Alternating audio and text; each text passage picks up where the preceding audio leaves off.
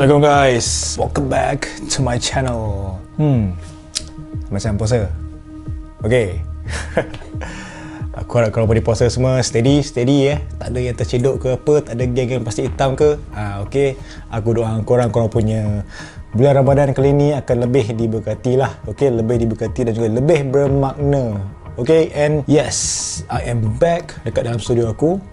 Untuk minggu ni aku tak ada buat outdoor lah kot, okay, sebab yalah dengan puasa semua kan, and then yalah malam ada buka puasa dengan yalah keluarga kan, and then ada sembang tarawih semua kan, so mungkin in the next few contents aku akan cubalah buat outdoor ke apa but for this week kita akan lepak kat dalam studio guys. So untuk kisah yang aku nak share dengan korang hari ni, dia adalah satu kes kehilangan ataupun kes kidnap, di mana seorang wanita telah dikidnap ataupun telah diculik pada tahun 2006 lagi guys. Okay, sejak tahun 2006 right up until now tak ada apa-apa news guys pasal dia. Tak ada apa-apa update, tak ada apa-apa berita, anything tau. And dia punya keluarga sampai sekarang lah masih lagi berusaha untuk menyelesaikan masalah ini.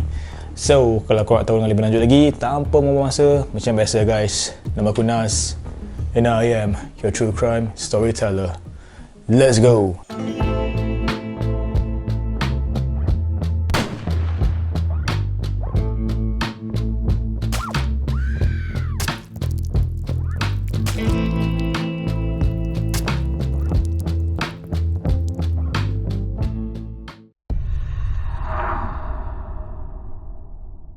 Seorang wanita yang bernama Jennifer Casey, di mana dia ni digambarkan sebagai seorang yang berkerjaya guys, berkerjaya, peramah dan juga periang. Jennifer yang bekerja sebagai pengurus bahagian kewangan di sebuah syarikat telah dilaporkan hilang pada Januari 2006, and sampai sekarang tidak ada apa-apa lagi berita tentang di manakah pergi Jennifer Casey ni. Sama ada dia kena culik ke, dia kena bunuh ke apa, itu masih lagi tidak diketahui guys. Okay, and kes ini memang telah menjadi satu kes yang teramatlah misteri and mempunyai banyak tanda persoalan. So, macam mana sebenarnya apa yang terjadi dekat Jennifer Casey ni guys? Kisah dia mula pada 23 Januari 2006. Okey, di mana time tu kan si Jennifer ni dia bersama dengan dia punya boyfriend lah yang bernama Rob Allen. So pada time tu mereka baru je habis bercuti guys. Okay? Mereka baru saja balik bercuti dekat Virgin Island. Virgin Island tu korang tahulah dia punya view pemandangan memang cantik gila lah. Okey, so lepas dia dah balik tu kan, okey, keesokan harinya si Jennifer ni dia nak pergilah kerja. Okay, so dekat situ dia duduk dekat rumah boyfriend dia. So macam biasalah nak pergi kerja kan. Okay, pada awal pagi dia akan bergerak daripada rumah boyfriend dia tau. Okay, and time tu dikatakan kali terakhir Jennifer dilihat adalah pada pukul 6 petang. Itu mungkinlah boleh jadi lepas dia dah balik kerja ke apa kan. Dan bukan itu saja tau guys. Okay, sebab dia pun sempat untuk menghubungi kawan-kawan dan juga ahli keluarga dia. Dan individu terakhir yang mendengar suara Jennifer pada hari itu adalah boyfriend dia, iaitu Rob lah. Okay, and time tu pada pukul 10 malam. Dan nak dijadikan cerita, pada keesokan hari dia, si Jennifer ni kan, dia tak muncul dekat office guys. Okay, pada hari sebelum itu mungkin macam biasa lah kan, dia dah balik kerja kan, dia balik kerja, dia menghubungi dia punya family, kawan-kawan, and then dia mungkin dia on the phone dengan boyfriend dia, as per usual guys. Okay, tetapi misteri dia is pada keesokan harinya ni, member tak nampak pun dekat office. Kelibat dia tak ada. And dandan pula time tu kan, jadi dia punya pangkat dia ke office dia agak tinggi lah. Okay, time tu ada satu meeting yang teramatlah penting dekat syarikat tersebut, and time tu lah juga dia tak ada guys. Because of that, dia punya colleagues, dia punya bos-bos semua dah pelik lah, mana pula pergi si Jennifer ni kan. Tahulah dah pergi Virgin Island kan, tapi janganlah lupa balik office. Diorang dah risau guys, diorang dah risau kat situ tau. Dan situasi menjadi teramatlah pelik apabila Jennifer ni langsung tidak dapat dihubungi guys. Dia punya rakan office try contact dia, tak dapat. Dia punya bos contact dia pun tak dapat. So disebabkan itu, bos dia terus call ibu bapa Jennifer untuk memberitahu bahawa anak mereka tu tak hadir dekat office, dan itu telah merisaukan mereka. Jadi selepas ibu bapa Jennifer dah dapat call daripada bos Jennifer ni, mereka pun terus pergi ke kondo kondo rumah si Jennifer ni tau. Nak check lah kot-kot apa terjadi ke apa kan. So bila diorang sampai situ kan, diorang check semua kan. Tetapi kan guys, ibarat macam tak ada apa terjadi tau. Mungkin diorang nak check, mungkinlah rumah dia kena pecah masuk perompak ke apa kan. So nak check tapi rumah dia seperti biasa. Macam mana dia tinggalkan rumah dia itu, macam tu lah rupa dia. Memang tak ada apa dia sentuh. There's nothing yang very unusual tau tentang rumah Jennifer itu. So itu bertambahlah lagi orang kata apa, confusion, keliru dekat semua pihak pada time tu. And bila dah keadaan macam tu, ibu bapa si Jennifer ni memang risau and mereka terus membuat laporan polis.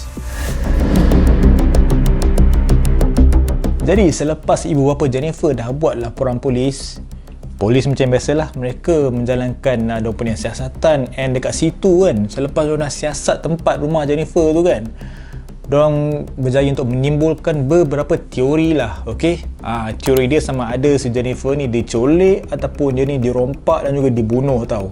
Tetapi teori yang paling obvious lah, yang pihak polis mengatakan yang Jennifer ni diculik lah. Jadi berdasarkan teori mereka itu, polis mengatakan lah Jennifer ni mungkin telah diculik semasa dia hendak pergi ke parking lot, nak pergi ke kereta dia, ataupun semasa sebelum dia nak masuk ke kereta dia. Sebab macam biasalah, kes-kes kena kidnap ni macam tu lah pattern dia bila polis tu check tau. Mungkin on the way ke, nak pergi parking lot tak ada orang ke, kawasan gelap ke apa, mungkin time tu dia kena kidnap, ataupun sebelum masuk kereta ke, orang nak kidnap tu terus sapu dia apa. Itulah teori yang dilakukan oleh pihak polis. Dan kemudian 2 hari selepas kehilangan Jennifer, pihak polis telah menerima satu maklumat daripada seseorang individu yang mengatakan yang terdapat satu kenderaan yang berwarna hitam yang berjenama Chevrolet Malibu yang ada dekat parking rumah si Jennifer ni tau. Memang tak jauh daripada rumah dia tau. So mereka pun siasat kereta itu. Dan selepas siasatan mereka ke atas kereta itu, time tu mereka baru dapat tahu yang kereta itu adalah milik Jennifer. Cuma mereka juga ada membuat satu semakan image di CCTV kawasan tersebut. And apa yang mereka nampak is terdapat seseorang telah memandu kereta Jennifer itu.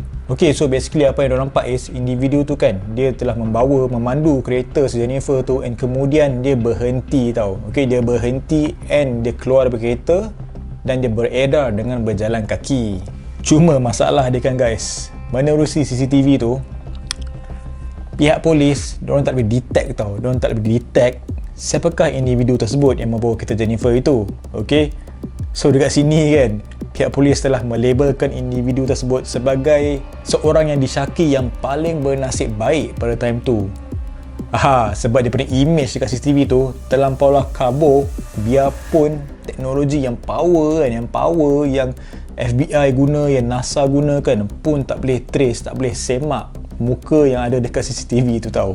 Jadi kat situ kan, memang tak boleh nak confirm whether individu itu adalah lelaki ataupun perempuan. Diorang jam guys. Aduh hai, frust betul kan. Teknologi dia gempak ni kan. Tapi still tak boleh trace muka orang. Dahsyat betul lah. Dan satu lagi lah, pihak polis pun mereka juga telah menolak sebarang kemungkinan tentang kehilangan Jennifer ni bermotifkan rompakan tau. Sebab dia kata tiada bukti yang menunjukkan ke arah itu. So macam biasalah guys, bila polis nak buat siasatan dekat tempat kejadian kan, mereka akan bawa anjing pengesan tau. So pada time tu terdapat 2 tempat kejadian tau. Satu di rumah Jennifer and satu lagi tempat parking kereta itu. So mereka dah bawa anjing pengesan tu. Anjing pengesan tu kan, dia pergi ke tempat parking kereta itu and kemudian dia patah balik ke rumah si Jennifer tau. So dekat situ kan guys, dia telah menunjukkan bahawa si pelaku ataupun individu itu telah kembali pulang ke tempat parking kereta rumah Jennifer tau. Selepas dia telah meninggalkan kereta Jennifer tu, dia telah pulang kembali guys. Jadi untuk kes ni kan guys, siapakah polis syak sebagai suspek kehilangan Jennifer ni? Terdapat beberapa orang lah yang disyaki atas kehilangan Jennifer ni. Dan orang yang pertama adalah obviously boyfriend si Jennifer lah, Rob Allen tu. Jadi selepas polis telah membuat segala siasatan ke atas Rob ni, lepas itu Rob ni dia diyakini sebagai seorang yang bukan suspek je lah, bukan suspek atas kehilangan si Jennifer ni. Okey, termasuk jugalah dengan pekerja-pekerja construction dekat kawasan perumahan Jennifer tu. Okey, sebab mangkuk-mangkuk ayun ni diorang biasa diorang dikatakan yang diorang selalu kacau si Jennifer kan, usik-usik dia kan. Okey, tetapi selepas segala siasatan dilakukan, mereka pun tidak disyaki sebagai suspek. Dan seorang lagi yang disyaki sebagai suspek kehilangan Jennifer adalah bekas boyfriend dia guys, ex-boyfriend Jennifer. Okey, dengan bermotif cemburu. So from here polis dah macam check lah kan siapa dia punya ex-boyfriend semua kan, kot-kot boleh terlibat ke apa kan. Tetapi selepas polis telah membuat siasatan yang mendalam berkenaan dengan ex-boyfriend si Jennifer ni, dia pun sama jugalah macam Rob. Dia tidak disyaki sebagai suspek dan terdapat tiada apa-apa bukti yang berkaitan untuk dia berbuat sedemikian. Kemudian guys, dalam ramai-ramai suspek yang disyaki oleh pihak polis, dia ada seko ni yang memang betul-betul mencuri perhatian pihak polis guys. Dan nama orang itu adalah Johnny Campos. Dia adalah rakan kerja Jennifer. So, siapakah si Johnny Campos ni kan? Okey, dia ni memanglah rakan kerja si Jennifer and dia ni dah kahwin tau. Dia dah kahwin, tetapi dia ni dikatakan kan dia telah menyimpan pendam perasaan cinta dekat Jennifer. So dekat sini lah polis mungkin macam mungkin boleh jadi kot mangkuk ayun ni kan. Okey, sebab pada time tu kan, semasa hari kejadian, si Johnny Campos ni dia telah dilaporkan lewat untuk masuk office tau. Okey, timing yang agak lebih kurang sama. Okey, and dia ni sampai office lambat and dia cakap lah macam biasa kan, sorry alamat bos jalan jam sikit ini ramai pula kan. So itu alasan dia tau. Dia cakap traffic memang teruk pada time tu. Okey, dan ia juga dikatakan lah yang dia punya alasan tu tak tahulah whether sahih ke tidak kan. Cuma kan terdapat satu benda yang agak mencurigakan berkenaan dengan si Johnny Campos ni tau guys. Okey, sebab pernah dikatakan juga si Johnny Campos ni kan, dia pernah bertekak dengan Rob tau. Okey, sebab si Johnny Campos ni kan, dia marah dekat Rob sebab keluar dengan Jennifer. Member jealous. So from here juga telah menimbulkan satu situasi yang agak mencurigakan guys atas kehilangan Jennifer Casey ni. Cuma itulah, okey, semua petunjuk itu kan still tidak cukup untuk dijadikan sebagai bukti yang Johnny Campos ni adalah suspek ke atas kehilangan Jennifer.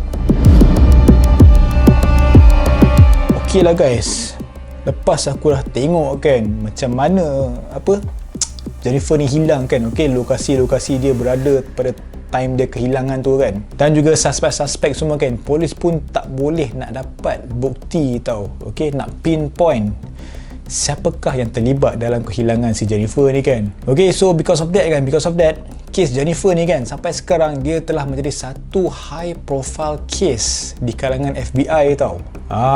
Memang orang dah red alert tau berkenaan dengan si Jennifer Casey ni. Dan sejak kehilangan si Jennifer ni kan, terdapat pelbagai jenis pencarian telah dilakukan, termasuklah ada yang mencari si Jennifer ni dalam tasik guys.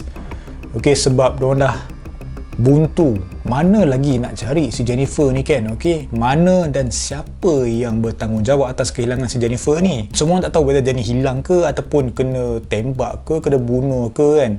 Semua jam guys. Dan yang sedih lah, okey, semua effort diorang tu kan sehingga sekarang masih gagal lagi untuk membuahkan hasil.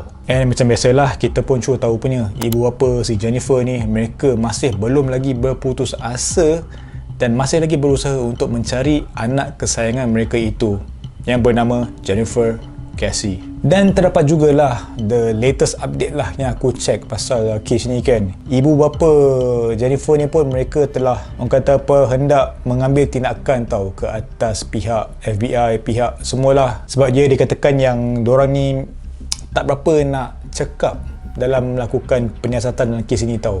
Dan ada juga yang mengatakan yang bapa si Jennifer ni kan, dia even ada meminta image daripada CCTV itu yang sama ada tengoklah betul ke tidak kan, itu anak dia ke tidak kan. Okey, tapi dia still tidak mendapat lagi apa-apa follow up tau. Okey, and even keluarga dia juga ada membuat certain payment untuk mendapatkan whatever bukti ataupun leaks daripada pihak-pihak penyiasat tau. Okey, So bapak dia memang bising kan. Dia kata kita dah buat macam-macam, kita dah macam-macam ikut peraturan korang, but still kita orang tak dapat apa-apa update ataupun follow up berkenaan dengan anak kita orang ni. It's been 16 years dia kata, tahu apa ni, lama sangat kan. So macam agak kesian lah apa yang telah terjadi ke atas keluarga Jennifer Casey ni kan. Jadi sampai sini saja boleh share dengan korang berkenaan dengan kehilangan Jennifer Casey sejak tahun 2006 sehingga sekarang guys. Okay, tak ada apa-apa jawapan ataupun follow up. Okay, this is an unsolved punya case. And aku harap korang enjoy dengan konten aku kali ni. Aku nak cakap thank you sebab tengok video aku berawal sampai habis. And aku nak cakap minta maaf atas segala kekurangan dalam video ini. And yes, jangan lupa untuk subscribe, like, comment, share channel aku ni. And jangan lupa to follow Nas Winchester on Spotify. As always guys, never stop creating, always do what you love. Tak fikir apa cakap, yang penting korang happy. Yang lagi penting is stay safe, stay healthy, take care guys. Selamat menyambut bulan Ramadan, selamat menunaikan ibadah puasa. I will see you next video. Assalamualaikum, bye bye.